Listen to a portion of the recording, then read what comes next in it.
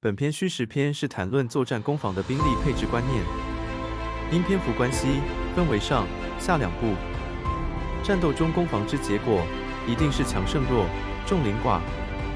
要获胜，必然是以远优于守方之兵力去打击对方薄弱之处。孙子说：“先到战地等待敌军，则精力充沛，主动安逸；后到战地匆忙投入战斗，就被动劳累。所以善战者调动敌人，而绝不为敌人所调动。”本段的原文是：“凡先处战地而待敌者易，后处战地而驱战者劳。”孙子兵法中的经典名句之一。细思后，将其融会贯通到你所处的领域或处境，或许有意想不到的收获哦。用利益来引诱敌人，使之自动前来我预想的战地。设置障碍，多方阻挠，使敌人不能比我先到战场。敌人若处军安逸，使之疲劳；若敌人粮食充足，使之匮乏；若敌人安然不动，使他不得不行动起来。往敌人不设防的地区进军，在敌人预料不到的时间，向敌人预料不到的地点攻击。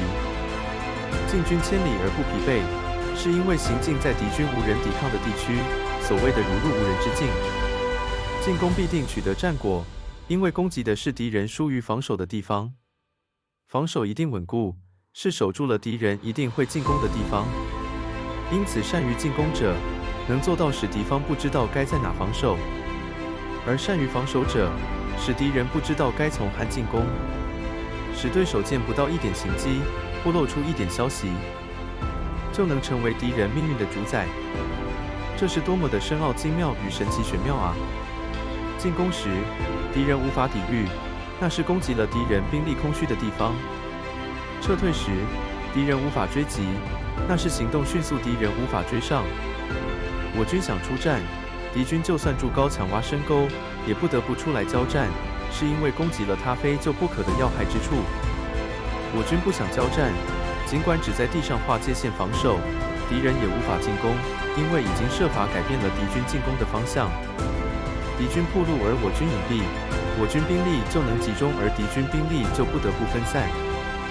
在双方兵力相当时，我军集中兵力于一点，而敌人分散为10处，则是以10对1。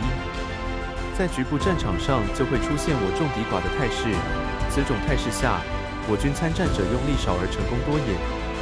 敌军不知道我军所预定的战场在哪里，就会处处奋兵防备，防备的地方越多，能够与我军在交战地接战的敌军就越少。防备前面，则后面兵力不足；防备后面，则前面兵力不足。防备左方，则右方兵力不足；防备右方，则左方兵力不足。所有的地方都防备，则所有的地方都兵力不足。兵力不足，全是因为奋兵防御敌人；兵力充足，是由于迫使敌人奋兵防御我。喜欢本期内容的小伙伴，或有让您得到些许的启发，欢迎订阅给予我们鼓励及把影片分享出去。那我们下期再见，罗西眼。